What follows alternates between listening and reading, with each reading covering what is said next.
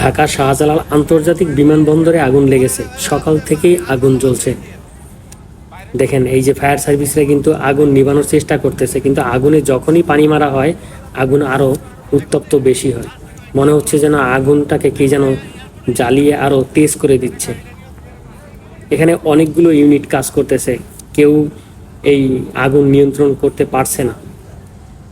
দেখেন কালো ধোঁয়া কিভাবে উঠতেছে। বাংলাদেশ মনে হচ্ছে যেন আরেক নতুন বিপদের সম্মুখীন হচ্ছে। এই আগুনের তীব্রতা দেখে সবাই ভয় পাচ্ছে, কেউ পাশে যেতে সাহস করতেছে না। কত দূর থেকে পানি মারতেছে দেখতে পাচ্ছেন। দেখেন আগুনের লিলিশিখা, কত বড় এরিয়া নিয়ে আগুন জ্বলতেছে। আগুনের তাপ, আগুনের যে উত্তপ্ত দেখে সবাই ভয়তে আতঙ্ক, পাশে কেউ যাওয়ার জন্য সাহস পায় না। সবাই দূরে দূরে থেকে কিন্তু এই কাজটা নিয়ন্ত্রণ করতেছে, আগুন নিভানোর কাজ। আগুনের এই জ্বলন্ত শিখারে দেখেন ধোঁয়া, কালো ধোঁয়া, কিভাবে কালো ধোঁয়া হয়ে গেছে। এটাই সর্বশেষ আগুন ছিল ঢাকা আন্তর্জাতিক শাহজালাল বিমানবন্দরে, এবং এটাই সর্বোচ্চ বড় আগুন। এটা সবচেয়ে বড় পরিসরে ক্ষতি হবে এবার এই আগুনে।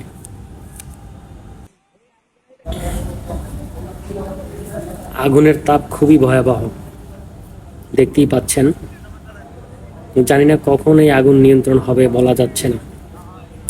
এখানে অনেকগুলো ফায়ার সার্ভিসের ইউনিট উপস্থিত হয়েছেন, নৌবাহিনী, বিমান বাহিনী, সবাই এখানে চলে এসেছে এই আগুন নিয়ন্ত্রণ করার জন্য।